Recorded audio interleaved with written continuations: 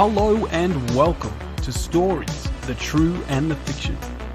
The podcast that revolves around one central theme, stories, and the people that tell them. We'll talk about movies, TV shows, video games, historical events, and weird news headlines. There's really no topic we won't touch. But it doesn't stop there. If you've got a story, something funny or random that may have happened to you or a friend, send it to thetrueandthefictional@gmail.com. Until then, it's story time.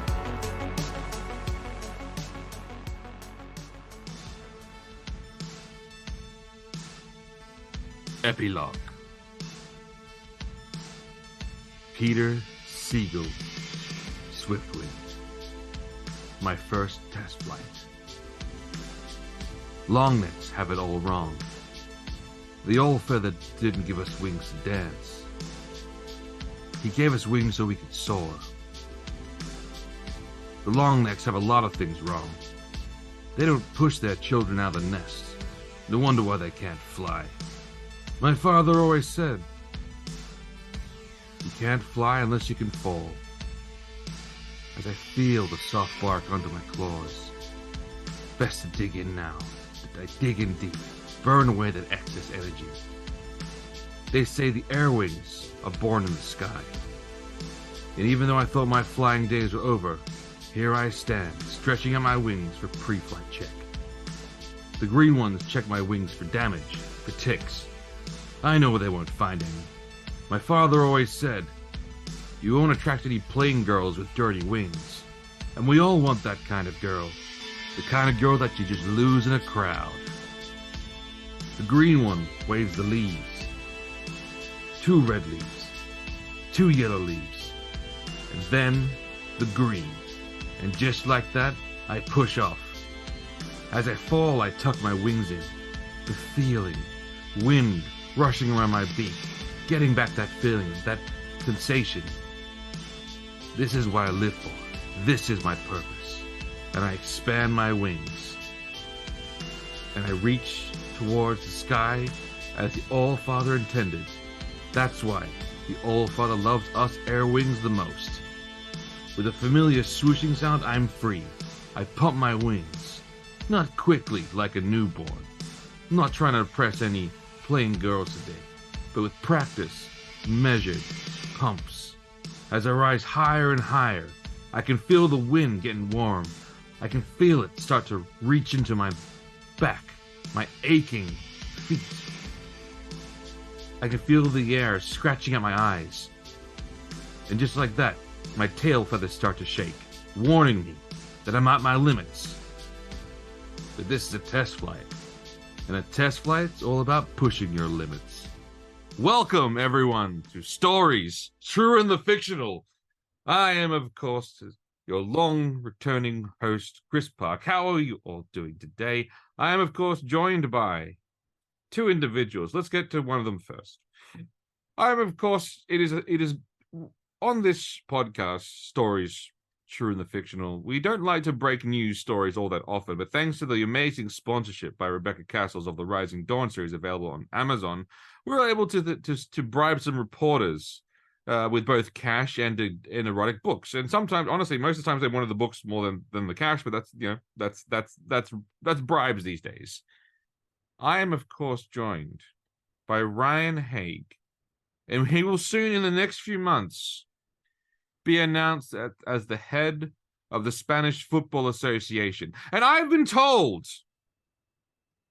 without question, one of the main reasons he will be picked is because there's probably 0 chances he will kiss a female player. Ryan, how are you going, sir?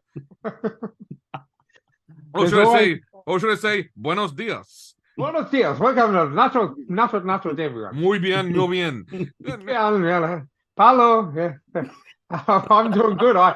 You're so good at breaking the news that I'm not even aware of this news myself. But I'd just like to say, I'd like to thank my family, my friends, the pervert Spanish host kissing a woman for this new opportunity. I know nothing about soccer, so I'll be watching seasons 1 to 3 of Ted Lasso back to front multiple times. And we'll win the whole damn thing. I have absolute full faith in your ability to because essentially with that kind of attitude of like, I'll just rock up. That is exactly the Spanish way of living, of to say, you know what, it's midday. We have a lot of work to do, but I'm a little tired. So you know what, gonna have a nap. And so with that kind of cavalier attitude, it's no wonder that they've chosen you to spearhead such an amazing organization. Well, I mean, I'm just a coach. I don't have to play or anything, so I can have a nap while they go among. Isn't that what assistant coaches are for?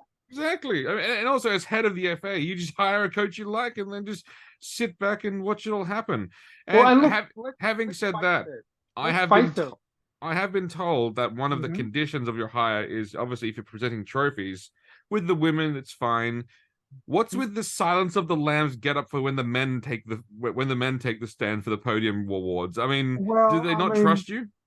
No, no. I look. It was partial non-trust, partial the fact that I just like I have a love of Hannibal Lecter that is compared to no one. So a little bit of cosplay, a little bit of I can't keep my hands to myself. So hey, when in Spain, hey, you can't keep your hands to yourself. You'll fit right in Spain, my friend. You'll fit right in. Exactly. Again,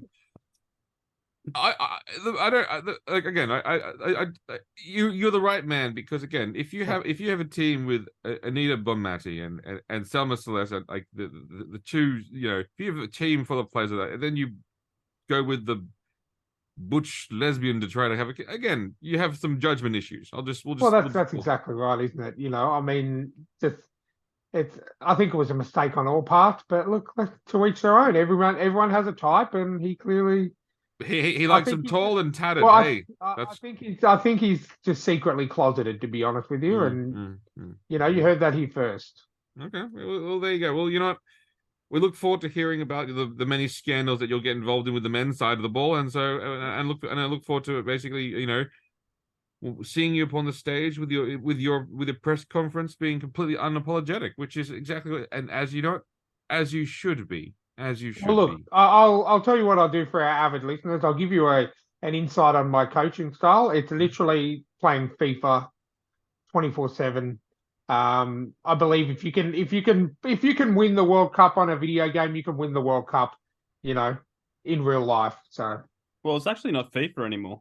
Oh yeah, sorry, yeah. They lost the rights to the FIFA. They didn't want to pay for the rights anymore. The name. They didn't want to pay for the name. The name FIFA, yes, because they didn't think it was worth $350 million. So the next game is just called EAFC.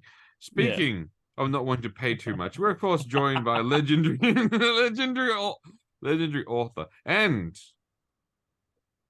finalist in a prestigious award that I had not heard of until. But you know what?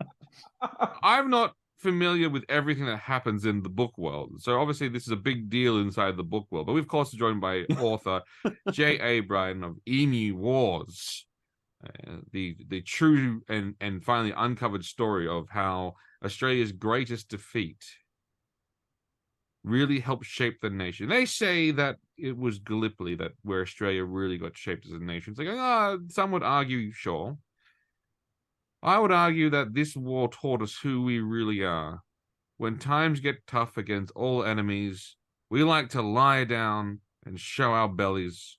And that's the true Australian spirit. So, Jamie, how do you feel? You must be on absolute, as the authors would say, you must feel amazing right now to be nominated in such a prestigious award. Well, like you, I didn't know it existed until, and I'm reading, I go, what is this thing? I start Googling it and I go, look, it's a Victorian award. So do I want to be awarded from something from Victoria?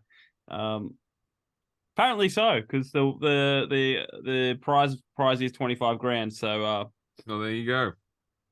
That's about 10 grand for you Americans. It's about $2. That's about $2.50 for you American. Yeah, but then there's tax and because it's Victorian, they'll be like, well, we're going to give you 25,000 after COVID taxes and and Lockdown tax and and transfer fees and Yeah. what's that one they always use? Administration fee. That Oh, one. yes. Yeah. Administration fee, absolutely. Because They'll be writing a like- check, it takes a lot of effort to They you go know. like, and here you go, it's $1,000 left after that. Because But you that's- have to shake Dan Andrews' hand to get the money though. Yeah, well, it is called the what do you call it? The Victorian Premier's Literary Award or something. It started in the 1800s, and I'm like, look, if Dan Wow. Andrews wants to give me 25 grand, I'll take the 25 grand. You know, Well. everyone has a Everybody- price. Everyone has a prize, and here it is. yeah, no, look, yeah, but look, yeah, it's an honor to be nominated. but Either it's- I was way, waiting for that. That's the customary thing you have to say when you're nominated for something, yeah. and you don't win, or look, it's just an honor to be it's been nominated. an honor to be nominated. That's right. It- That's right. Yeah. Is that what Hollywood says when all Yeah. these actors get nominated for the Raspberry Awards or whatever it is? Yeah, The Razzies or something. Yeah. The yeah, Razzies, yeah. yeah. Yeah. definitely. Hey, there Yeah. won't be a Hollywood for much longer. Oh, no, this is the way we're going. They're destroying themselves. They are destroying Again, themselves. it's watching a large animal eat itself from the inside. You know, it's horrifying, but you just absolutely can't look away. Yeah. Speaking of large animals that are eating themselves from the inside, Yes. what have you been consuming that has been degrading your soul, Jamie? Degrading my. I don't know if degrading my soul. Let's just say, what have you Look, been consuming this week? I've been watching multiple things. I've finished what do you call it? Star Trek Strange New Worlds season 2. No, it's hard to say if it's as good as look, the first one had a running story through it. This one it's literally been all filler. But No You know what? killer. but you know in Stargate how good their filler episodes were? Yeah. Like all that, like every single episode was A-list, like amazing, especially the Okay. musical episode. And I've seen around the place that a lot of the diehard Star Trek fans were not a fan of the musical episode. Mm-hmm. I myself thought it was a wonderful. Look, a good musical episode is always fun. Like, there's nothing wrong with a bit of fun. Tell me, Chris, because you haven't watched it yet. But who doesn't want to see Klingon K-pop? I'm just saying. Well, okay, now that you've said that, I absolutely need. have to see this now. And you can totally watch it as a one-off. If you want. Outstanding. No, I've been meaning to watch the season, but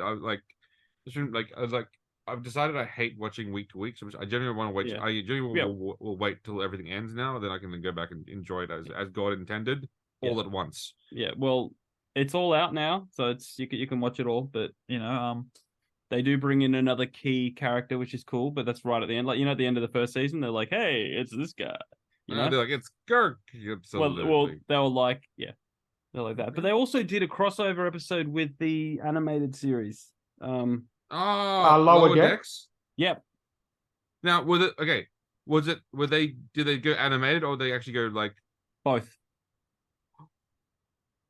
You know what? Of So all the Star Trek shows, I actually enjoy Lower Decks. I think it's actually I don't even know about it, to be honest. Like so basically they go to the cartoon world, goes through a portal into Strange New Worlds.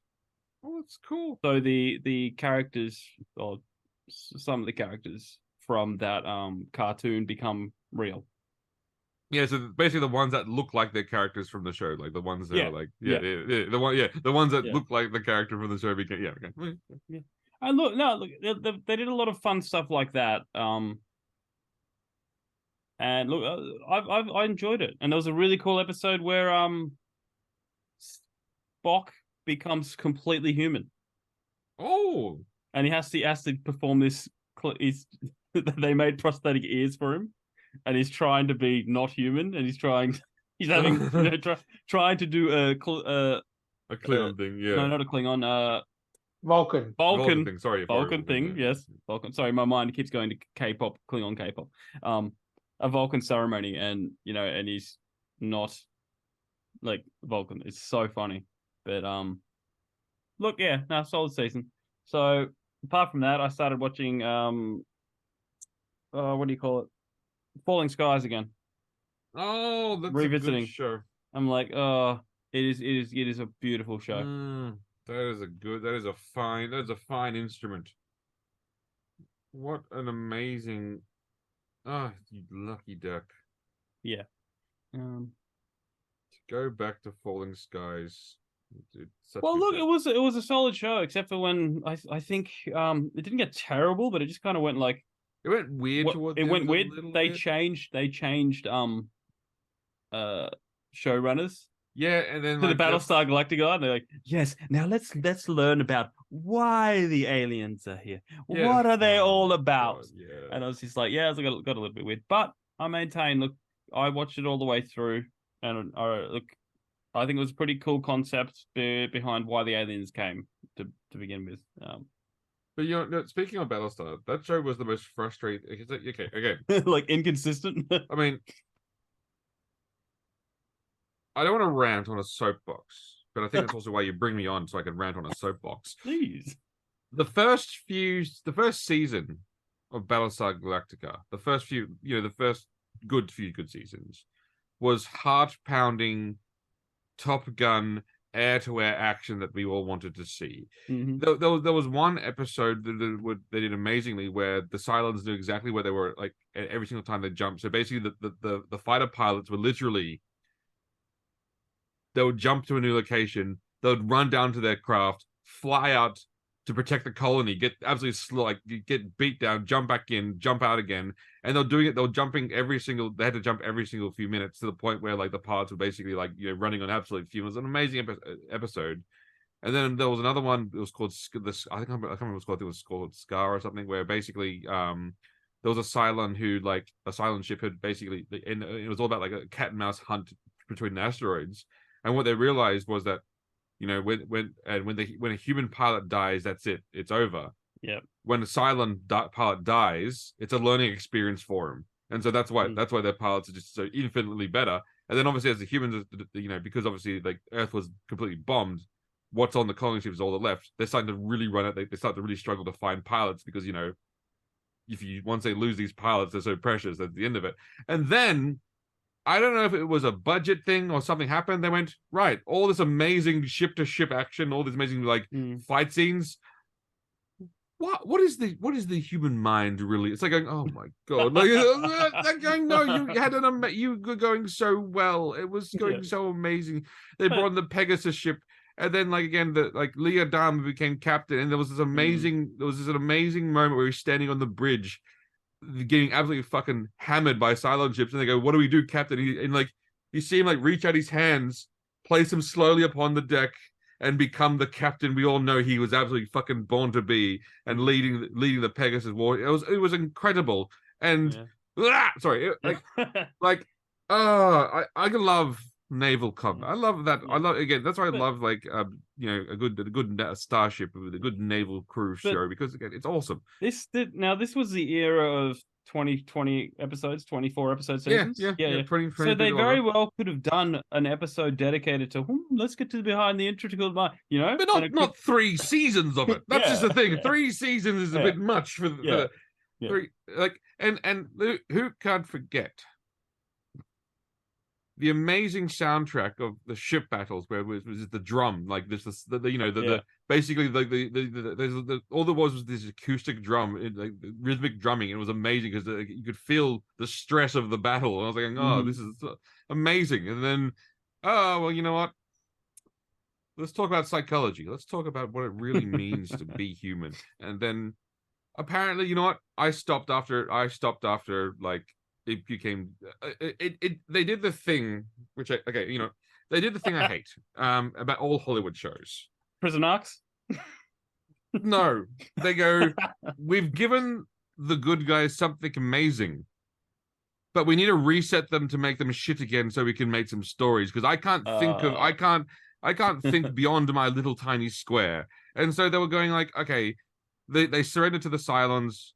They find a planet, they surrender to the Cylons, they start living on there, and then they escape So they go to escape. They get onto one of the starships. They get onto the Battlestar Galactica and they escape. Now, with the Battlestar, they also had the Pegasus class ship, the Pegasus, which is a more modern ship, stronger weaponry, better shields, can hold more crew, more advanced everything. And they go, we can take one only. Which one should we take? The one that has now proven that it can face off a Cylon Baystar, go down against 3 of them and come out on top? Or the tiny old tub? And you know what they chose. It just was like going, okay. Like, I get that the show's called Battlestar Galactica. So I get that. And I do love a story about an old ship past her prime who's just still sticking it to the enemy. I mean, that's basically the entire, like, if you read any of the Jack Aubrey books from, the Master Commander series, it's all about how he's always got inferior ships to his opponent, but he always, but his seamanship and his guile gets him the wins. Again, you see it all the time in shows that try to replicate anime, where you see them try, they have giant robots who are a little bit older and past their prime, but they still manage to win. Real Steel basically also took from the same things, but even Fury, World War II, Fury, of course, Fury, the old gal still against the German tanks, but again, I find it lazy storytelling in the absolute egregiousness. And one more example I'll give on this lazy storytelling, which is essentially when they made the show Legend of the Seeker about the Great Sword of Truth series books. One of the main things I liked about that, I was hoping, was because Richard Cypher is actually Richard Rull. He is basically a true heir to the Daharian kingdom. So they went with that storyline and they did it right. That yes, he's thing, but because they didn't want to give him so much power, they said he turned his back against his heritage and was still running around as a seeker. It's like going, no, because in the books there's a giant empire about to come crush them all. It's an evil empire, and so he has to take over the entire Dahara kingdom, reshape them, and then use the kingdom to basically fight the empire to fight off this entire invasion. It was much more grandiose. But again, smaller show, smaller budget. They were just basically going, how can we do travels around New Zealand and do some cool looking shots? So again, I like it, but again, this is my several major gripes. Speaking about travels around New Zealand, Ryan, what have you been watching these days, sir? No, well, since we last spoke, I have completed my rewatch of Blackish, all 7 seasons, which was absolutely great, and I do agree it does get quite political at times, but they do it in a way. Well, they do it in a way where it's not so, it's not so off-putting. It could have been worse, basically. Yeah, exactly. So I finished that. So I've started a show that I've never gotten around to finishing, and I'm halfway through season 1 of Grimm at the moment, which I'm really enjoying. Basically the dark version of the Brothers Grimm, which essentially is the real version. The first version, the true version, which I'm really enjoying. I think I've only ever watched the first 2 seasons, so I'm enjoying watching that. But yeah, other than that, just doing a lot of gaming. I'm replaying Miles Morales Spider-Man in preparation for the new Spider-Man game. Now we're in September this month. Which I'm very excited for. What an absolute ridiculous month of September. Yeah. This is going to be insane. Like, I'm so glad I finished Final Fantasy last week, Final Fantasy 16, because I've currently on my playlist, I've got Baldur's Gate, which I've just started. I've got Starfield, which is out technically this weekend. I've also got a nice little, if you're looking for a nice little JRPG game, Sea of the Stars they're really good. It came out on PlayStation Plus and Xbox Game Pass and PC. Really, really, really great. If you're a fan of the old school Super Nintendo, PlayStation 1 JRPGs, it's a great title. It's by not a well-known publisher, so I guarantee people I encourage you to get onto it. But then, yeah, we've got Spider-Man, we've got Starfield, Baldur's Gate, obviously, which is, I think, minimum finish time is 120 hours or something like that. So, yeah, it's going to be a massive month this month. So, The big Yeah, it's a good time to be rehabbing, actually. Mhm. Like I could, if I had to go through what I went through, now's the perfect time to go through it over the next few months because there's literally thousands and thousands of hours worth of gaming that we've got coming up. So Yep, that's been yep. it. Yeah, just gaming. What usual watching wrestling, which I won't bore everyone with. I did watch into the Spider-Verse and Across the Spider-Verse um over the last week, which I really enjoyed as well. I love that animation style. And I'm looking forward to checking out One Piece over the weekend, seeing if it can break the curse of like Cowboy Bebop and all that kind of thing. If it can break that curse, It then fingers can't. crossed. And regardless of how good, like again, I haven't watched it yet, and I probably, I will watch it because I'm just morbidly curious now than You feel obligated. as a Well, One Piece it's a lot fan. less of a commitment than the actual anime. I think it's like 10 episodes Well, of 735 or something. look, I while we're on the topic, because I've got yes, we have a correcting IGN to do later, but the One Piece review came across my Facebook feed for some reason. I know nothing about One Piece, but I know nothing. I know plenty about shows that try to be faithful and to source material and all that. But IGN gave it a 6 out of 10, and what they said was Netflix's One Piece is an entertaining adaptation that's hindered by a desire to recreate every major moment found in the source material. How is that hindering? Like it's like What?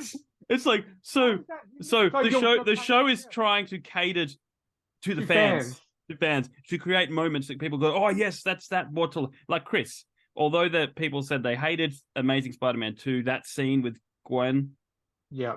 Andrew Garfield, Spider-Man Perfect. trying to save Gwen, straight from the comics, beautiful, crazy good moment. Even with the web, with the web that looks like a hand and it reaches Like- out. like- Even if you look at as soon as Gwen Stacy had that jumper on, I knew she was fucked because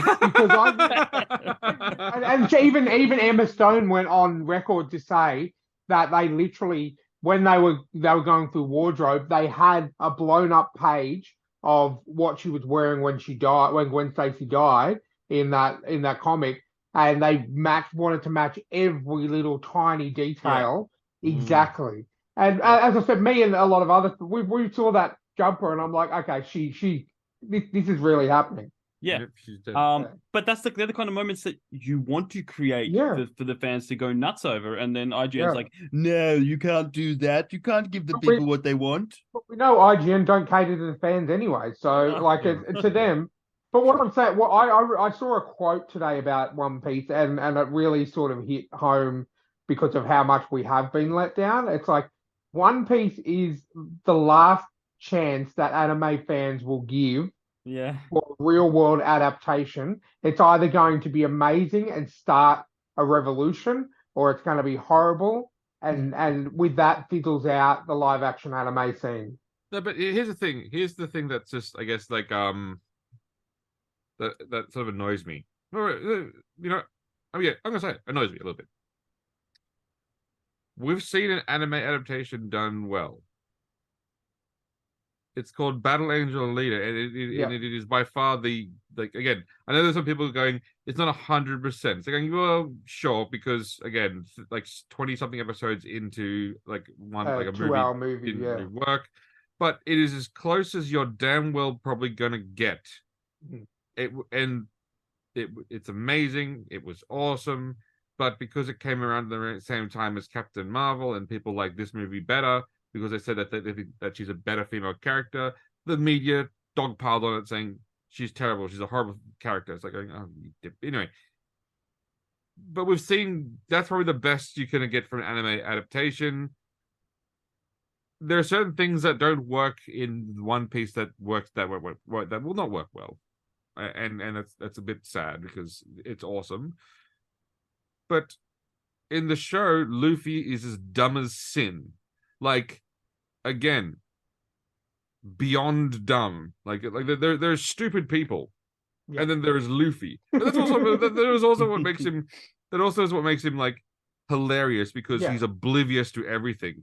And he's Correct. oblivious to the fact that there's a character called Boa Hancock. She's like the queen of the pirates, and she's like she's like known as like the most like attractive woman alive because and her power is like if you have like impure thoughts about her, she can actually turn you to stone. But she tried that on Luffy, it didn't work because there's nothing upstairs going on upstairs, and so she falls in love with him, and he's completely oblivious to the fact that like what she wants. It's hilarious, but like. That kind of charm, that kind of thing, it just doesn't translate. I don't think it translates well into like, reality. Like so.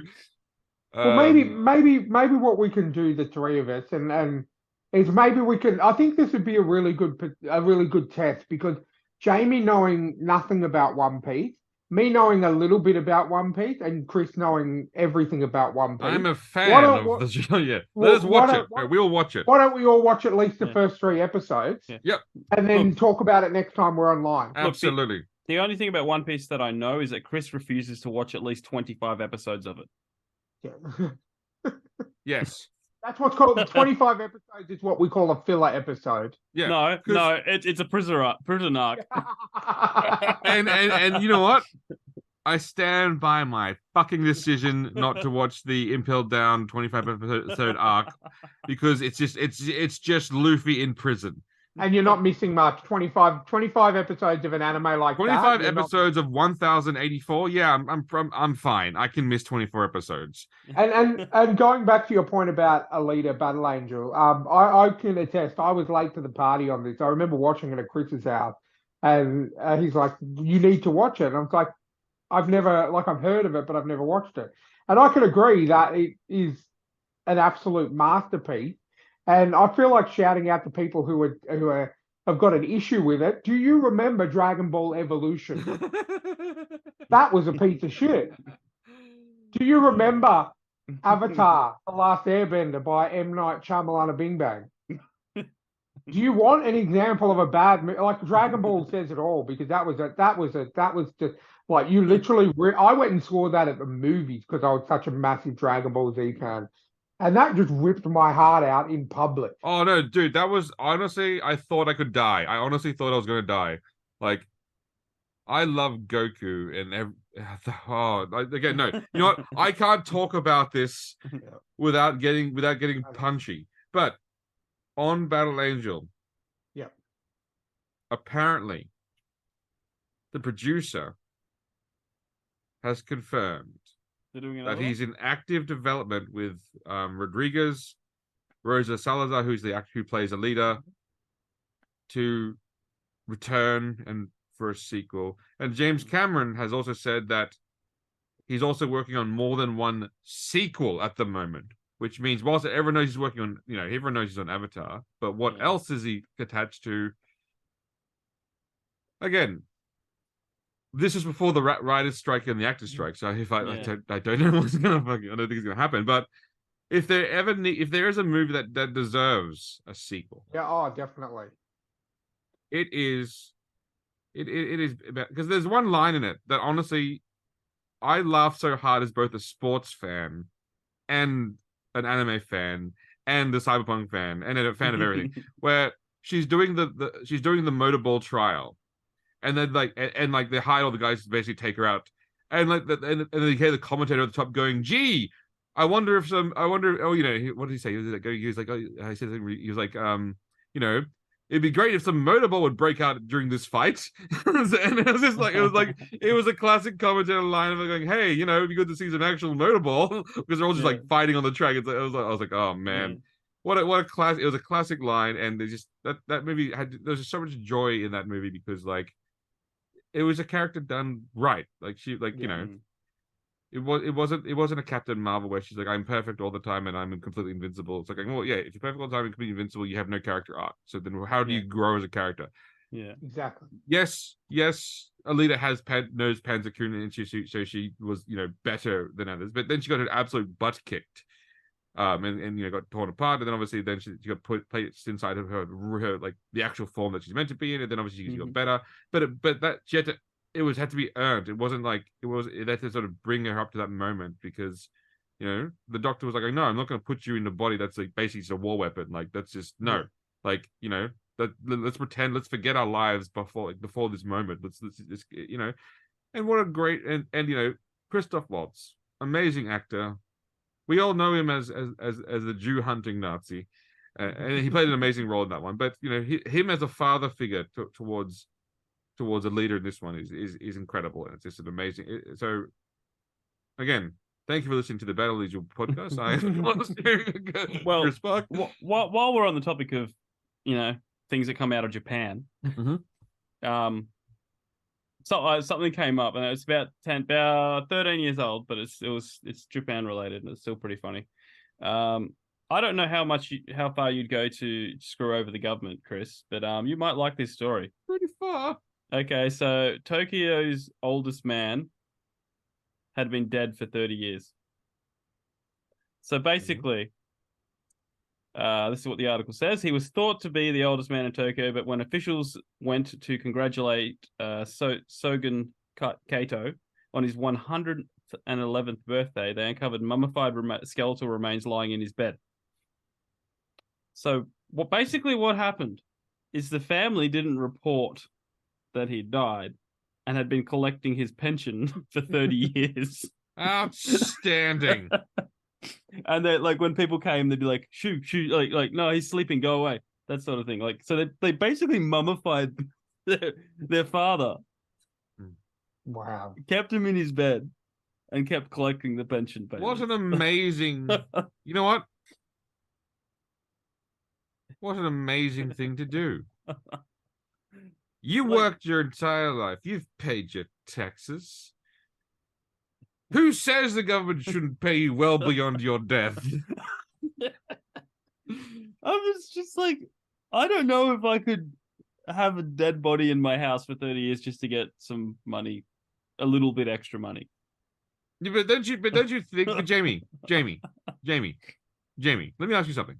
Mm-hmm.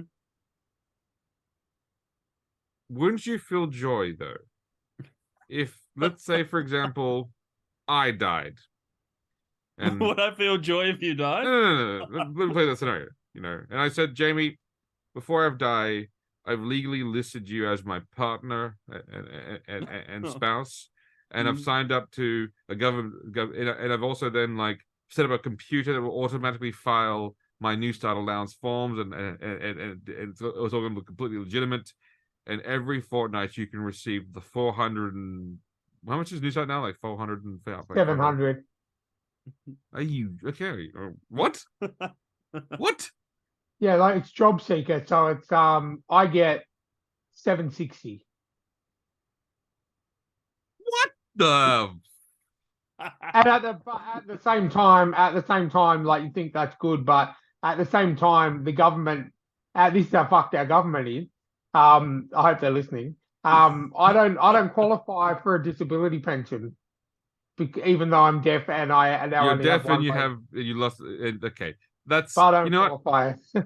Then you should take that job seeker and keep taking it. And Jamie, wouldn't you feel a sense of pride, and nay, a little bit of joy, every time my job seeker payment came in, and you knew you were stealing from the government? Wouldn't you be like going, no, yes? As a slowly turning libertarian, I wouldn't like it because I wouldn't be stealing from the government. I'd be stealing from the taxpayer, the people that the government.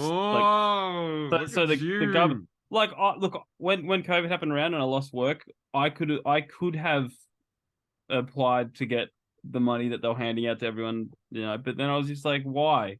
It's going to be taking it from someone else, I'm not gonna be that guy. Man of principle. I like it. But would you feel a little bit of joy knowing that it was from the government? Well, I'd be more concerned about how your wife and child would feel. No. You see, in this scenario, I listed you as my partner, but I listed them as the beneficiary of my life insurance. So they're fine. They're taken care of. I'm not a complete idiot.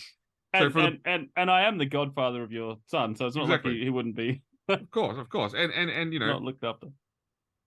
I would have gone with a private insurance, and so it would have been a decent payout, and so they'll be fine. And then then obviously then you will then obviously just every single fortnight receive the payment, and you look at it and go, I have taken money from the government. Suck shit, government. You would Wow. feel a sense of pride in that, would you not? Well, let's get back to that when it happens. I mean, no, no, satire before they attack us. Now, speaking of KFC, I had something pop up today, and it was like, those. I was this many days old when I discovered something. Did you know that the KFC Twitter, but now X or whatever it's called, only follows 11 people? Oh, Yep. okay. Do you know who those people are? No. All of the Spice Girls. Oh, So 6 of them. Mhm. And then, 5 people called Herbert? Yep. Because the 11 herbs and spices. Yeah. are you serious? Yes, I verified this today. Yep. I looked it up. It actually came up on my feed as well. I did see that as well. So it's got, okay, well, obviously all the Spice Girls are listed, but there's someone called Herbert Jones, Herb Scribner, Herb J. Wesson Jr., Herb Waters, Herb Dean, Herb Sendick, and Herb Alpert. Yeah, so they're the only people they follow. Chris is verifying it right now too, aren't you? I've never been more happy. Like, how I've never random been is more that? happy in my life, knowing that. What an amazing concept. Now, do you think what happens if one of the herbs dies? Do Well, they find a replacement? Well, they could replace her, but their account would still be active. Right. Like you just don't post on it.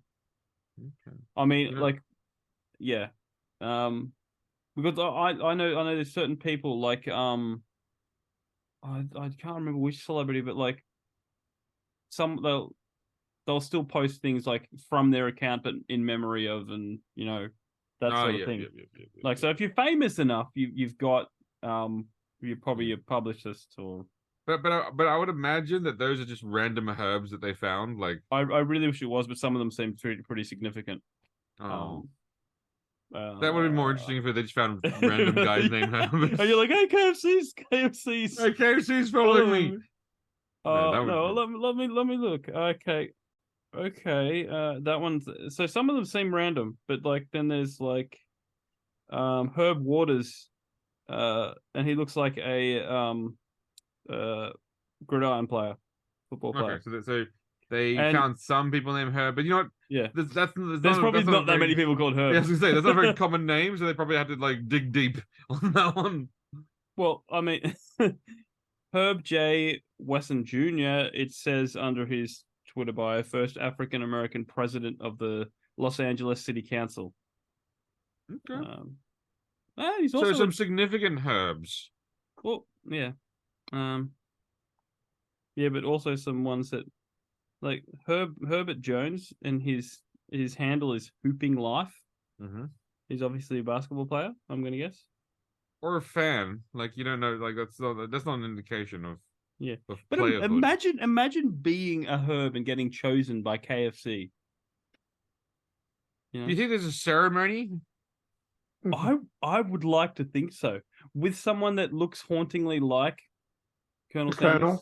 No, someone has to like the full white hair, slick back mustache, and there has to be a full. Now, would they get Colonel Doctor from Scrubs, or from Community, Pierce's father?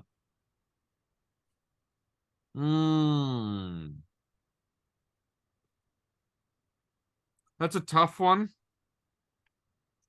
I'm gonna put one more into the mix. Oh, okay, yes. Mel Gibson. Oh, yes. From the Colonel skit from when they made good comedy. My god, that is still to this day, that is the funniest thing I've ever seen in my life. Have you seen that, Ryan? No, I haven't actually. What? Mel Gibson as Colonel Sanders. Okay, you know what, Ryan? We're gonna play it right live on the Yeah, you on the stop. We're gonna podcast. stop what we're doing. You're gonna just Google it, and you're going to then watch the video because it is honestly to God one of the most funniest things ever. So right now, Go to YouTube. Yep. actually, I found a link. Hang on. Mel Gibson KFC. I'm watching it now. Yep, excellent. In a nation divided, We'll see you in 2 minutes whilst we enjoy this. Okay. when brother fought brother, one man had it all. Oh, Josephine, Josephine, God hath smiled upon us today. I have been promoted to a colonel. Josephine. No! Live, baby. Don't do this to me, baby. Live. It's the original recipe. God, it was alive. The original recipe. I will. And I shall not stop until every single one of them is dead. Finger licking dead. Finger licking dead. From the producers of Braveheart and Step Up to the Streets. And Step Up too. What the fuck?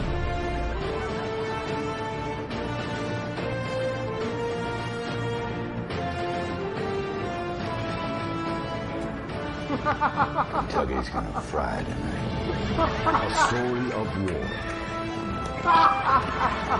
betrayal, But I love him, Paul. Oh, love him then. In hell! and redemption. You entrusted me with 10 herbs and spices. But I've added an 11th. My tears. My tears are the 11th third.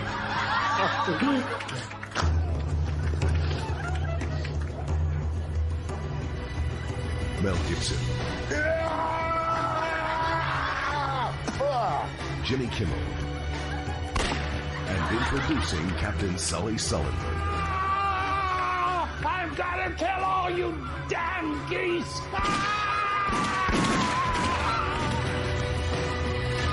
The Colonel.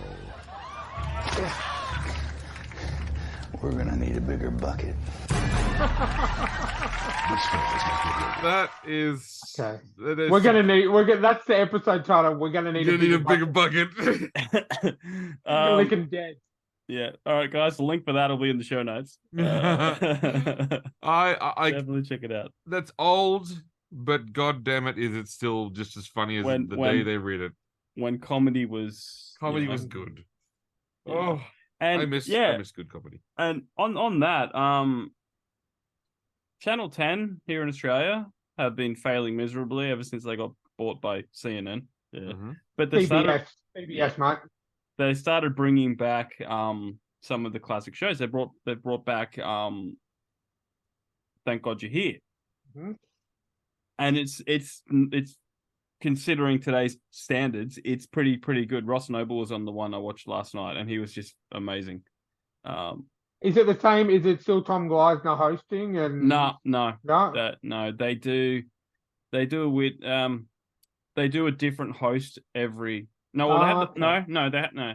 Correct me. I'm correcting myself. They have the chick from Rosehaven doing. Yeah.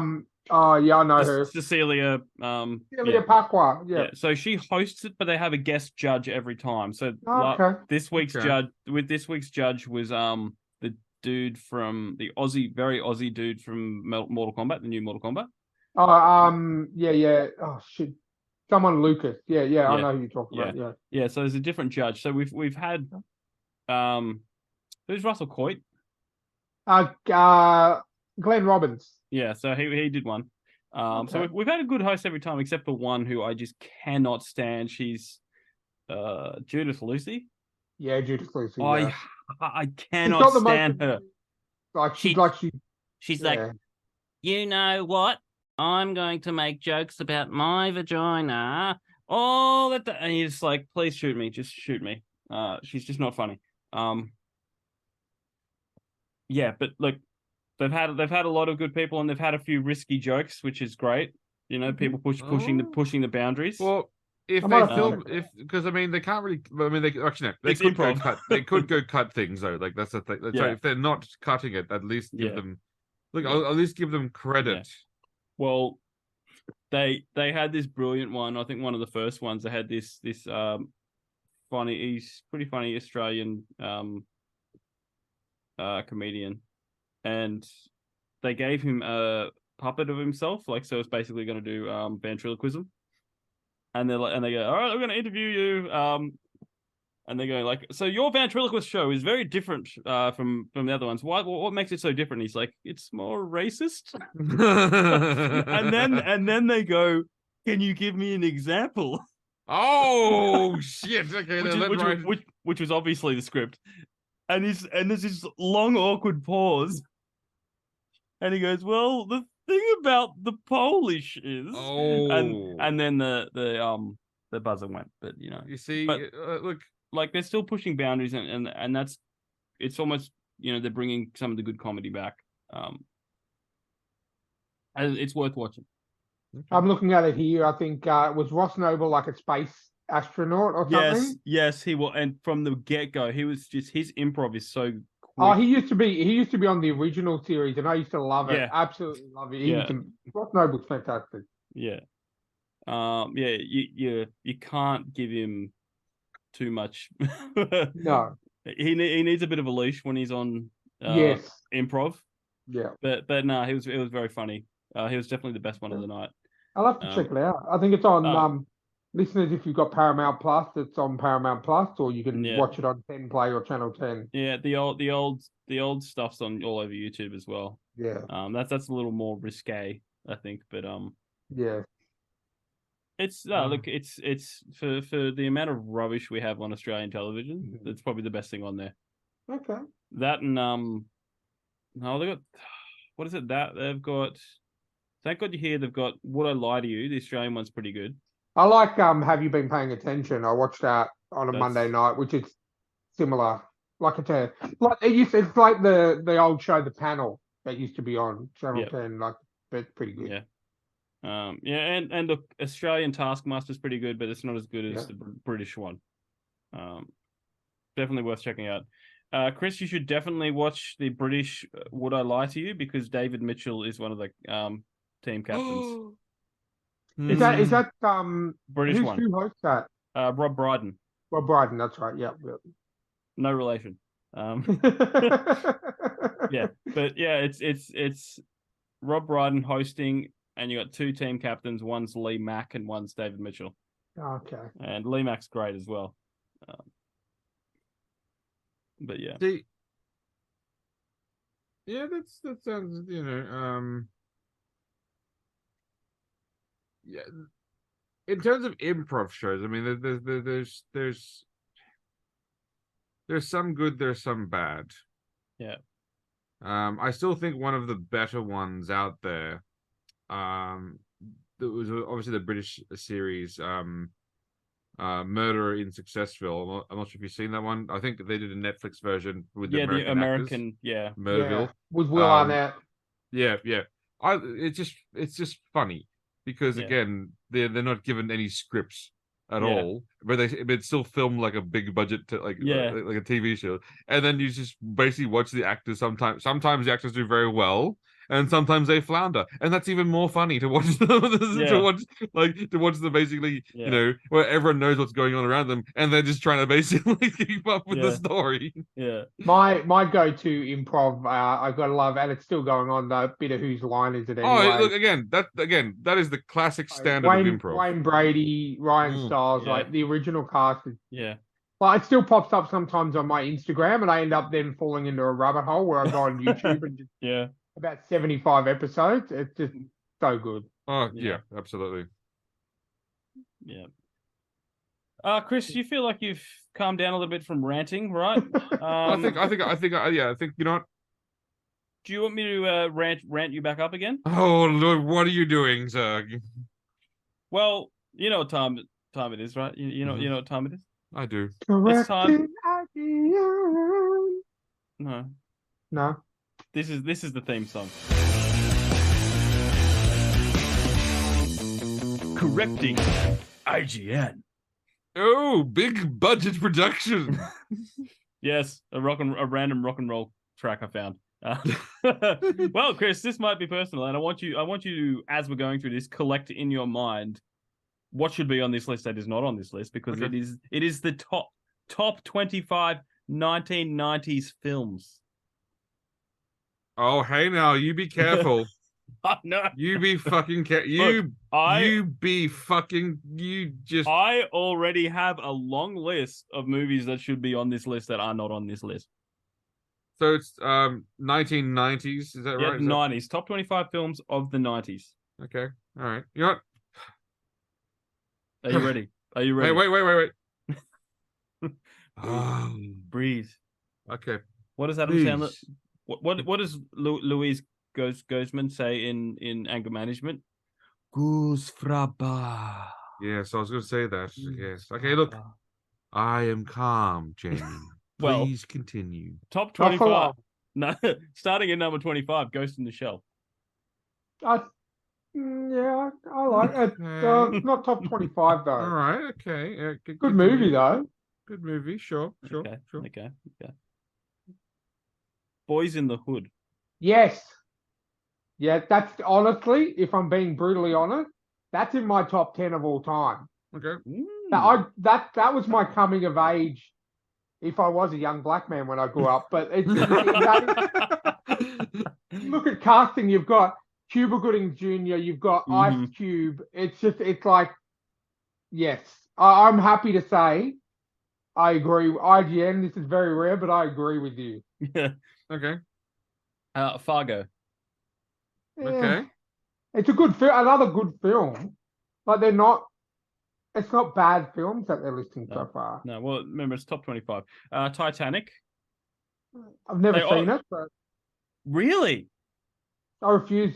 I don't want to watch it. Don't change it. Do not change it. No, I'm not going to watch it. And Steph keeps getting me to try and watch it because she wants to rewatch it. And I said, "You've got a TV in your room. Watch it yourself." Yep. I don't want to waste. I don't want to. I know the main part. He paints her like a French girl. They have sex in a carriage, and someone's hand goes down the side, and the fucking ship sinks. Yeah. What else do I need to know? No, Ryan. What you need to do when this is over, if you haven't done so already, watch this brilliant YouTube video called "The Titanic in 5 Seconds." Cool. Because it's literally, this ship can't sink. Bloop. Sink. No, but yeah, I've known, never have, never will. Okay. Now this one I totally agree with, but probably not on where it is in this list. But Independence Day. Okay. Yes, Yep. of course. Yep. Absolutely. Of course. Yep. Shawshank Redemption. Yes, another Yep, great one. Yep, another great film. That's a bit This- low, but okay. But Yeah, sure, this one is barely in the 90s, but it's called The Blair Witch Project. Yeah, look, the original. Yeah, the first one. Yeah, no, yeah, that's fine. The first one, and not because of like it should be there because of what it did and what it started. Okay, was one of my sure. favorite genres. I'll give you the starting. It was the very first found footage film, and it grew my love for found footage. So I'm going to say yes, it belongs there. Yeah. It may not be the best movie, but for what it did for horror, as a horror nut, I'll give it. And also I like Cloverfield, so Yeah, sure. yeah. Okay, there we go. Yep. Blair Witch. No, I read that one. Beauty and the Beast. The cartoon. Yeah. Which I I question that, because isn't that 89? I would. that seems I a thought bit- it was a lot. I didn't think it was Hang 90s, on. but I'm going to call. Well, they put it on their list. I'm going to call them out on it right now. Calling shenanigans on Dude. that. I'm going to IMDb that. Shit. IMDb. Yes. I call Beauty and the bullshit Beast. on that. No, not Oh, I know. 91. 91. I just Yeah, assumed you're that, right. I just assumed they wouldn't have verified that. Sure. Look, It's IGN. We don't verify anything. it's a great movie, but I don't think top 25. Yeah. The Truman Show. Yeah, look, Like, I don't know if I love that show. again, I think it was the first of its kind. I think we have the Truman Show, and it's going to sound silly, but if you think about it, we have the Truman Show to blame for reality TV. I think. Yeah. Yes. Yeah. Yeah. Do you know what? It was Jim Carrey flexing his acting chops. Showing Yeah, his- definitely. And so, Yeah. and honestly, honestly, okay, all right, yep, okay, continue on. Okay. Now we're entering the Oscar bait movies of the 90s, which was the 90s, so they're probably, good films. And ironically, just on that, all the requirements for Oscars these days, right? Any film prior to 2016 or whatever, never would have been nominated for an Oscar, including Forrest Gump. And then Schindler's List is on the next one. Yep. Okay. Never seen it. I honestly, and this may be controversial, I watched it way back when. While it's a decent film, I don't think it's worth the nine Oscars it got. Like they literally gave it all of the Oscars. Like, didn't it win 9? Yeah, it won Oscars? all. It won all the Oscars. Like, I'm like, they couldn't come give on. it any more Oscars. They had no more Oscars to give. Yeah, it's just and I'm not saying it's a terrible film. I'm just saying a bit overboard on the Oscars there. Okay. Now Seven. I've never seen Seven. Seven, the movie. Yeah, that great film. Brad Pitt, Morgan Freeman. Yeah. Oh no, look, I know all about it. I know What's in the what's in the box? box, and then it's Gwyneth Paltrow's head. Yeah, I think that was. I agree with that. That's one of my favorites. So I reckon does it hold up, Ryan? Does it hold up? No, I watched it probably about a year ago. It definitely holds up if you like those kind of movies. No? Psychological thrillers. Train Spotting. Yeah, that's one of my all-time favorite British films, Train Spotting. But I'm going through a bit of a British Guy Ritchie thing at the moment. So, but yeah, I enjoyed it. Dude, come on, Snatch. Yeah, Snatch best. Snatch is awesome. Fantastic film. Not on this list. Silence of the Lambs. Yeah. Okay. Yep. Terminator 2, obviously. Yep. Obviously. The Sixth Sense. Don't think it should be that high. It's a good look. It was a pioneer movie, but I don't think it's top 10. It's his only good movie. But I don't think it should be top 10. Okay. Fight Club. Never seen it. You've never seen Fight Club? No. We can't talk about it. Moving on. First dad joke. I'm so proud of you. Moving on. The Big Lebowski. Yeah, definitely. Okay, That's sure. one. That's another great movie. I've never seen it. I'll lend it to you next time you're down here. It's fantastic. Awesome. Okay. The Lion King, obviously. Yep. Obviously. Obviously, Saving Private Ryan. Yep. One of the few war movies that I actually like. And interesting that they didn't throw Oscars at that one, did they? No. They kind of flicked them some. Yeah. Goodfellas. Yes. Okay. Yep. The best current and still best current mafia movie out there. It's got Joe Pesci in that one? Joe Pesci. Joe Pesci. Ray Liotta, Robert De Niro, pretty much anyone you think mafia, and it's got them all. And about half all the Italian actors I could find, like every single Italian actor they could possibly find. If you want a fun game, a fun drinking game, if you drink, watch the Goodfellas and pick out the Sopranos acting because there's literally every. Pulp Fiction. Yeah. Okay. It's not top 10. I love the Not top 10, but it's still a good film. A good film, okay. Sure, okay. Now this is definitely in my top 10 of all time, regardless of the. Do you know what it is? Do you know what it is? Na na na na. Of course, Jurassic Park. That was groundbreaking. Again, Steven Spielberg being groundbreaking. Classic. The Matrix. Yeah, okay. No, this is number 2, by the way. Nah, it shouldn't be number 2. This is number 2 on their list. No, look, I reckon it is a groundbreaking film. It's like it was different. I mean, nothing been done like it before. No, but still, it's not top 10 worthy. I don't think. Well, it is top 5. I'm sorry. On this list, and coming in at number 1, Toy Story. What? Yeah. So I have some thoughts. Yeah. Okay. Express your thoughts, but I do have a list of things that are on this list that should have been on this list that aren't on this list. But So I didn't hear during I might be deaf. I might be deaf, blind, and have my hands cut off, my feet cut off, and Yes. living in a sack in a Japanese girl's basement as she feeds me like a puppy because obviously she's tortured me to death and I've now Yes. resorted to an animal form. There are some missing movies on that list. I thought yes. I could have sworn A Few Good Men came out during that era. Did it not? Mm-hmm. Did? Mm-hmm. I could have sworn Basic Instinct was in that particular era. A bit more sure. Again, that one might be. Don't know. Basic Instinct. I only because I've been collating let's just say a vessel on the high seas of movies from 1990 to 1999. And I don't think I'm gonna look it up now, but I'm not sure. Basic Instinct 92. 92. There you go. I mustn't be A up Few to that Good one. Men 92. So they basically skipped 92. And I could be stupid, and I could be the dumbest man alive, but did I hear True Lies being mentioned anywhere in that particular list? No, but that was Interesting. that was on their other list. Remember the other list? Interesting, but I don't think I heard about The Fifth Element on this list. that's on my list. Another 92 movie, Army of Darkness.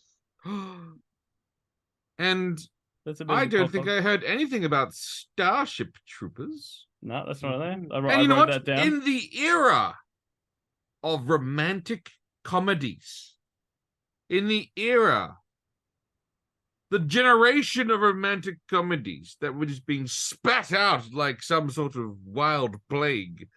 The Wedding Singer. Clueless. She's all Yep. that. 10 Yep. Things I Hate About You. Yep. While you were sleeping. I mean, I'm sorry. Yeah. Like, But Chris, there's also wait, and not to get down on the two like the romantic comedy things, but I'm pretty sure a movie called You Got Mail, starring everyone's Got Mail. favorite couple, Tom Hanks and Meg Ryan, came out during that era. yeah, that doesn't hold up. And a movie that made me the man I am today, Dangerous Minds, 1995. Sleepless with in the Seattle. song that everyone, Sleepless in Seattle. Aladdin. They didn't mention Yeah. Aladdin. They didn't mention The Rock. The Green Mile. Yeah, that's on my list. They didn't mention Stargate. Oh, yes. I was about to get to that one. I was going to say like there was The again. Mummy. There is no The Oh. Mummy. There is no. I'll say Hook's, while great, it was a Yeah. bit of a miss for that era, so not everybody jumped on Okay. it. But obviously, yes, Chris mentioned The Fifth Element. But what about Rush Hour? Yeah. What about arguably one of the best Lethal Weapons, Lethal Weapon 4? And you Men in know what, Black. The first Men in Black. Yeah, movie. Men in Black. First Men in Black, which basically that was again that like And hey, if you want to talk about Oscar movies, Good Will Hunting. The birth of Ben Affleck and Matt Damon. Mhm. And you want to talk about inspirational sports movies? Mystery Alaska came out in 99. Mhm. No, I'll give you one better. Where's Happy Gilmore? Yeah, Happy Gilmore's in the 90s. Yeah. Happy Mm-hmm. Gilmore, Billy Madison.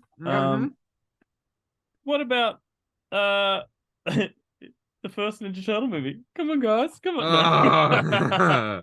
Hey, at the time, that was the highest grossing independent film of all time. But What Just about Space Jam? no, that was hey, horrible. but no. At the time, it was Yeah. like Yeah. it was one of the first movies where they used real actors and cartoon characters. But here's one that should be on Roger there. Rabbit. No. Here's one that should be on there because, and look, whilst I'm not the biggest fan, I also understand the cultural significance of Romeo and Juliet. Mhm. The fuck is that on this list? Mm-hmm. Mm. Yeah. And oh my goodness. Okay, you know what?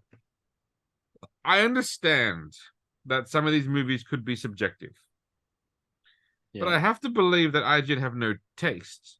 I because- literally think that they would go there and they Google 90s movies and then they just go through and pick their favorites. They can't do that because that's the dumbest thing I've ever heard. It's IGN. I'm just going through No. my list now. There's so many good ones, like Philadelphia with Denzel Washington and Tom Hanks. Yeah. That was like I'm just going through. The A Night 90s at the movie. Roxbury was a great movie from he. Ah, yes. Major League. Major League. Oh my Major goodness. League.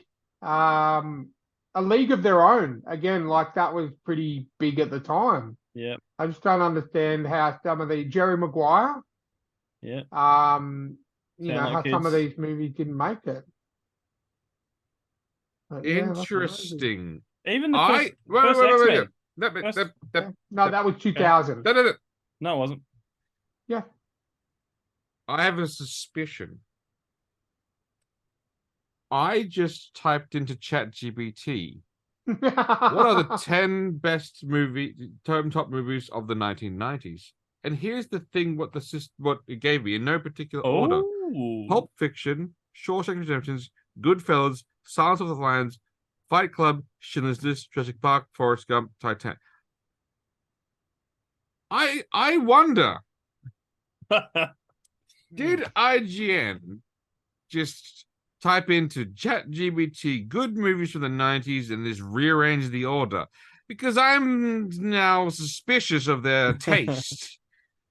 And just to confirm, Chris. Jamie, I IMDb'd it X-Men 2000. Yeah, I just did. But Chris, I got one better. IGN typed in top 25 movies from the 90s, and then they said rearrange that for me. Ah!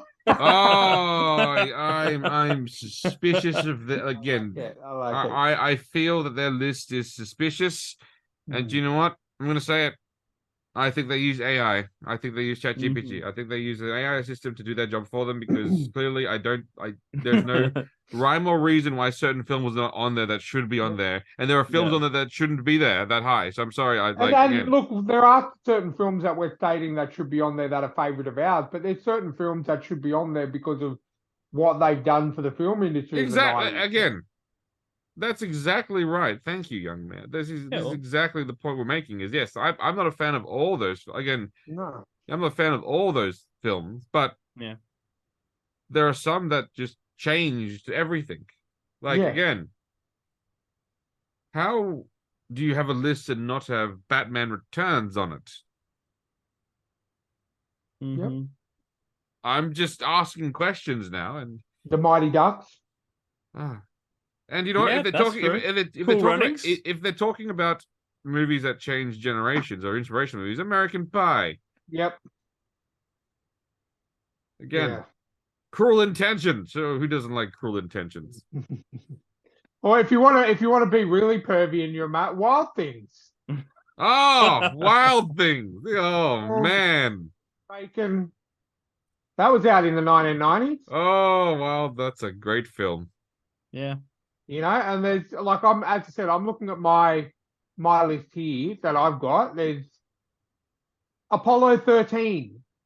Oh my God. 95. When did Armageddon come out? Armageddon. I'll have a look. I think that was definitely in the 90s. Was it late But 90s? what about Bad Boys? Yeah. Again, it's another one that it's not everyone's favorite, but I just don't understand. I don't understand. IGN. I'm gonna do a quick Google. What about that really bad Captain America movie? I was about to mention that. Came out in 1990. Wasn't there a Fantastic Four one as if well? we're talking about hilarious movies, what about the Mario Brothers movie? Yep.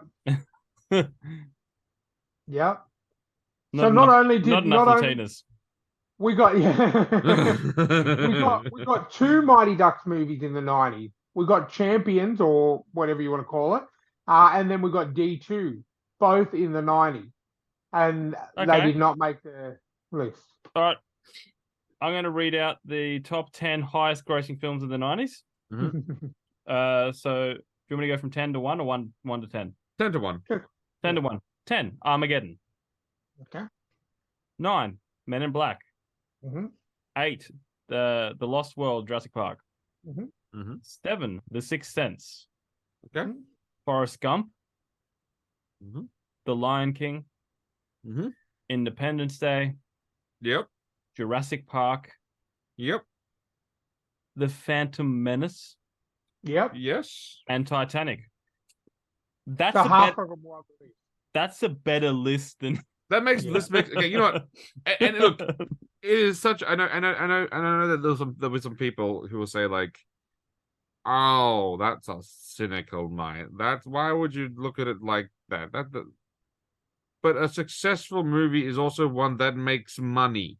I think people I clearly and Hollywood has forgotten this clearly that this is the thing. They're going, Yeah. but you are creating a mass-consumed product. Yes, Yeah. it can inspire things, and yes, there's sorts of elements in it. But in the end of the day,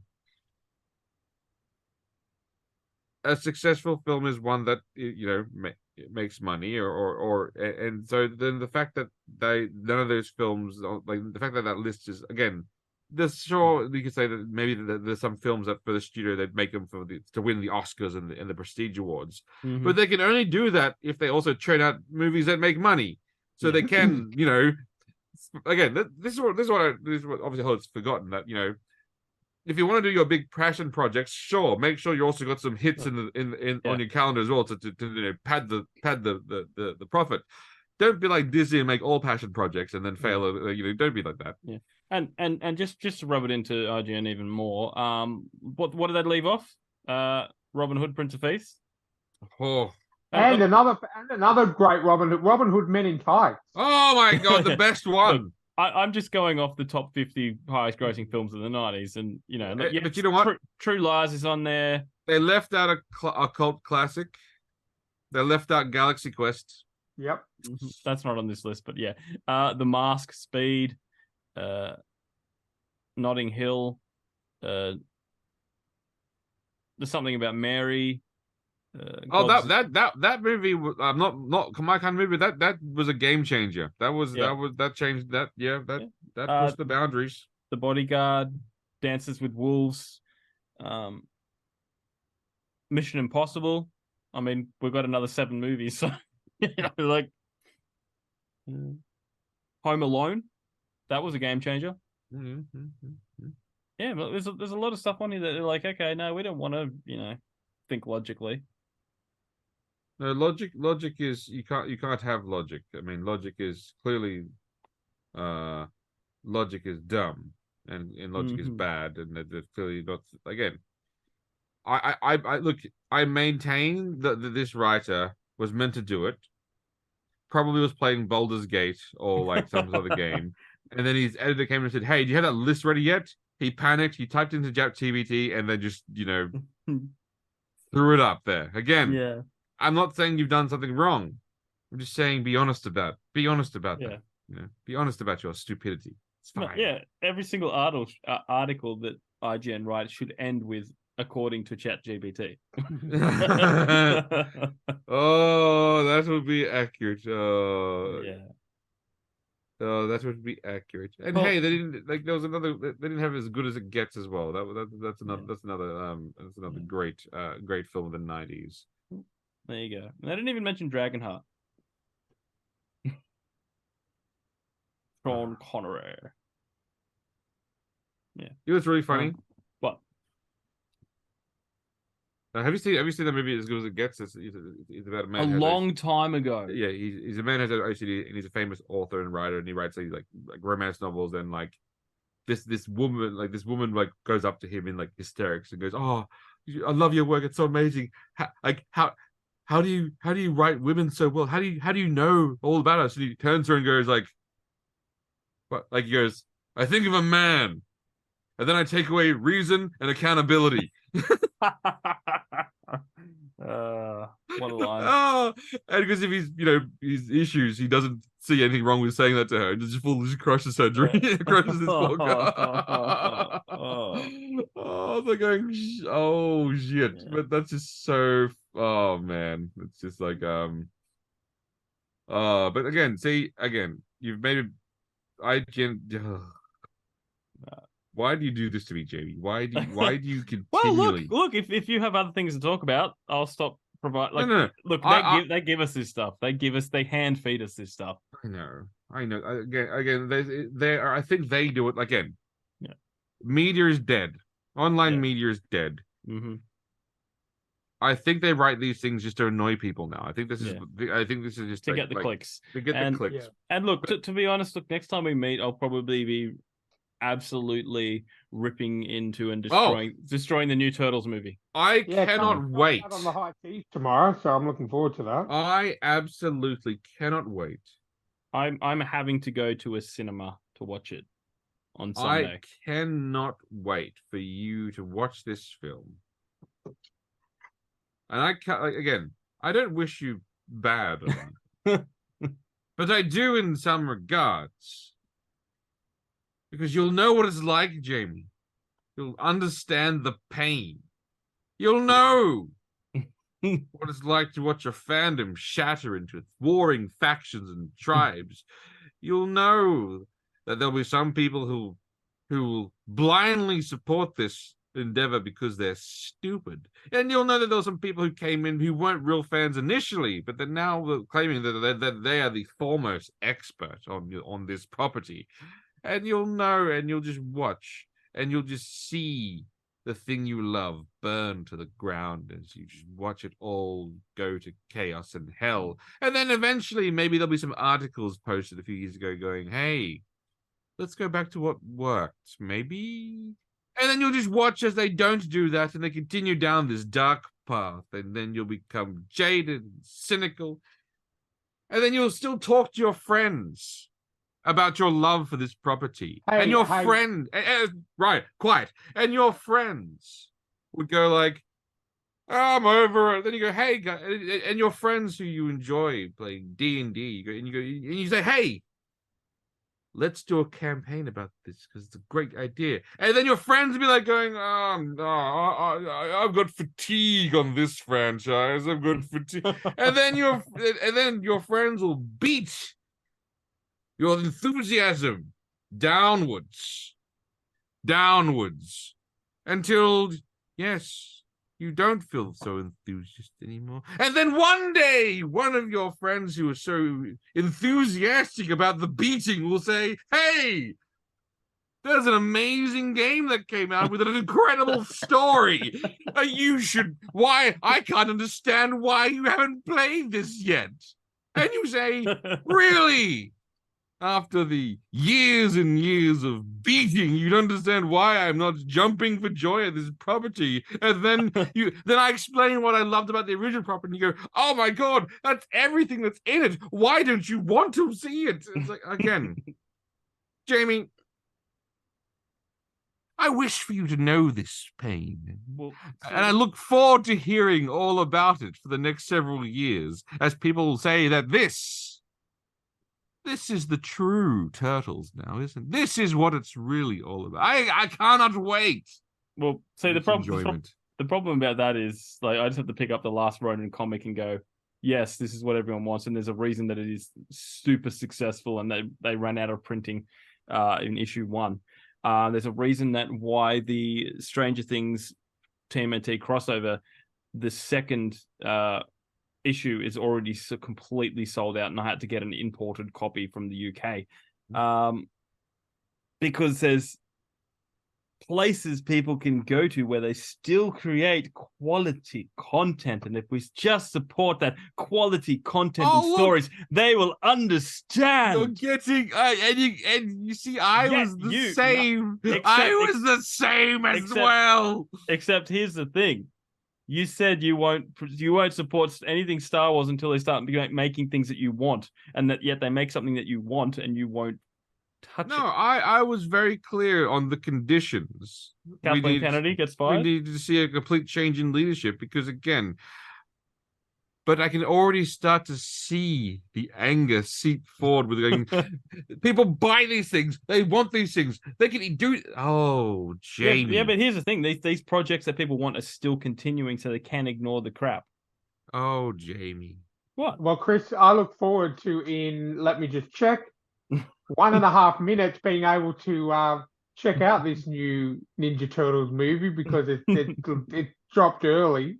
Excellent. I would like. I'm going to watch it after the podcast and see how much your heart is going to be broken. Jamie. I already know how much my heart is going to be broken when you turn Splinter into a freaking sitcom dad, and the turtles learn ninjutsu from watching television, and they sound like they've literally just got out of preschool. And if Jamie, if Splinter is a sitcom dad, why is he giving his children weapons? I mean, so there's already stuff that's Jamie, insane. Jamie, Mhm. Jamie. When they were making this film, there was no law. There was no books to draw from. There was no law for them to draw from. How would they know any better? There was no law to draw from. How they had to make it up all by their widow selves. How would they have done? How would they know what you know? They did the best they could. They did the best they could. Who's the producer again, Chris? Remind me. Seth Rogen. Ta-da! So when are you actually seeing it, Jamie? Sunday. Sunday. Okay. I cannot wait. When this episode drops 3 days ago. Okay. Well, as I said, I'm And officially 0.6% of having it on my computer. and look, I'm not paying for it, so it doesn't matter. Like, Yeah. you know, I haven't wasted money on it. But just someone paid for it. It's probably going to be even worse because I'm watching Sound of Freedom tomorrow night as well. Oh, that's gonna be a hard. Oh, dude. So Masterpiece. Wow, that's a bad dude. Okay, no, you have to watch Sound of Freedom, and then you have to watch I don't know, Happy Gilmore. you have to watch something between those two. You can't go from Sound of Freedom Yeah. to Turtles. You need a palate cleansing. Yeah, well, I probably will. I'll do something, Okay, might I suggest a palate cleanser? Yeah. But look, I'm not thrilled about watching them so close to each other. It's just that Sound of Freedom is an independent film and it'll only be it'll be finishing soon. Yeah. Like it's literally had 2 weeks at the local cinema. And there's very weird screening hours, and it's it's weird because it's such an amazing film, and I just think that it's independent. And look, Matt Holmes, our good friend Matt Holmes, when he was getting his film in cinemas, again, no one would support it because it's independent. Yet overseas, it has won countless awards. It is a phenomenal film. His new film is barely getting a release out here, and it's already won like 5 or 6 awards overseas. It's because it's like Chris knows all about this. The Australian film industry and the government are just stupid. Unless your film is, you know what, I gotta wrestle me a crocodile. Yeehaw! I'm gonna ride a kangaroo. It's not gonna get government funding. Well, I do. I after watching Sound of Freedom myself, I do know that you're going to. So you watched it already? You watched it already? Yeah. Cool. Yeah. I decided to after I went to the movies 2 weeks ago. And saw I don't watch trailers anymore really, unless it's something that I'm looking forward to. After seeing the proper trailer for it, I'm like, you know what, I have to go home and watch it, and I did, and it's amazing. Yeah, well, no, because I want to watch it because I want to support it. Like, I have free tickets, but I'm not going to use my free tickets. I'm going to pay for it because every bit of money this movie makes goes to a noble cause. Yep. So, Jamie, here's my suggestion. Mm-hmm. You watch Sound of Freedom. Yeah.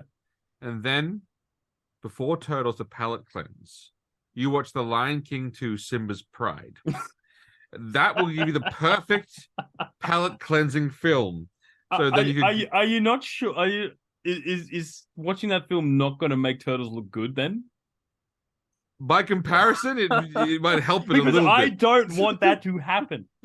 No. But Jamie, you need a palate cleanser, and honestly, it's that or you watch Pocahontas. No, that's too magical. Yeah, you're right. No, that's an epic and magical tale. You're right. Yeah, you don't watch something phenomenally fantastic. That's why I said Lion King 2 Simba's Pride. Yeah, but that's just terrible. Like, you got to have a mid-range, maybe Back to the Future 3. No, but that's still the Who Framed Roger Rabbit?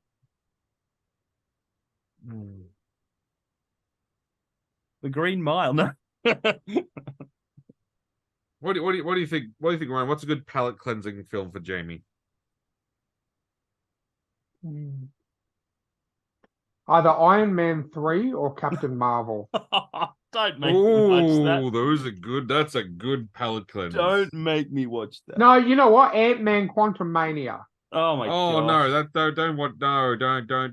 That's going to make Ninja Turtles look better. I don't want it to look better. Okay, Jamie, I've got it. I watched the Bay films. No. I've got it. Yeah. I've got it. 1998 Godzilla with Matthew Broderick. Yes. I think that's the perfect palate Hank cleansing Azaria. film. Just so I can see that Japanese man go, Godzilla. I think that's the perfect. Yes, that one will definitely cleanse all the palates. Or Independence Day 2. Yeah. Or 1996 The Cable Guy. No, please no. Please no. That's like the worst. Chris is just going down the list of 1990s movies. like from the worst. What's the most bombed movie of the 90s? No, I'm actually going down the list of Matthew Broderick films. That's how I get. Matthew Broderick. Please don't say Inspector Gadget. No. But when we all know the perfect Inspector Gadget would have been Steve Carell, just saying. No. I'm not disagreeing. So Godzilla is probably a good one. Yeah. Yeah, I think Godzilla. I think that's a winner, man. I think we all agree that the Godzilla is your perfect palate cleanse film. Well, listeners, if you have any requests for movies I can watch 3 days before you hear this episode, send me an email to thetrueandthefictional@gmail.com. Or send us a message on stories_podcast. And if you haven't done so already, check out our interview with Jamie Johnson. Man, that was a great episode. So many sound bites to put together from that episode. I'm pretty sure he wants to kidnap me because he keeps inviting me around his house. So. Yeah, I just love that. And I'll put the clip up, but where you're like, yeah, I got this thing from 2020 Comic Con, and he just disappears from the screen. It's a rare limited edition Jim Lee drawn. Oh yeah, you mean this one? Yeah, but he just like his chair rotates and he disappears out of the screen and comes back. Nice. It was He's a cool dude. Very cool dude. So guys, as always, thanks for listening. Send us an email to thetrueandthefictional@gmail.com if you want to jump on as a sponsor and not just have this show sponsored by Rebecca Cassells and the Rising Dawn series. You can become a sponsor. Head over to Buy Me a Coffee. buymeacoffee.com/STTATF. Link in the show notes. Yeah. Yeah, it's stories, the true and the fictional, but like at the start of each letter.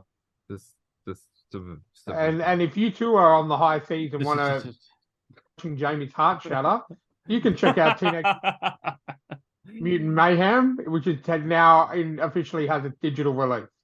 Before it even starts in the cinemas in Australia. Jamie, yeah. This Turtles film's not for you. It's for the next generation of fans, Jamie. When you watch it, I'll find all of the old the Last Jedi defending statements, and I'll just replace Last Jedi with Turtles. I'm pretty sure it's going to hold together exactly well enough. Okay, so. Awesome. I cannot wait. Only Star Wars is a cultural phenomenon, and it changed cinema effects forever. Ninja Turtles is just some mutated dudes that stole half their ideas from Daredevil, but that's a story for another time.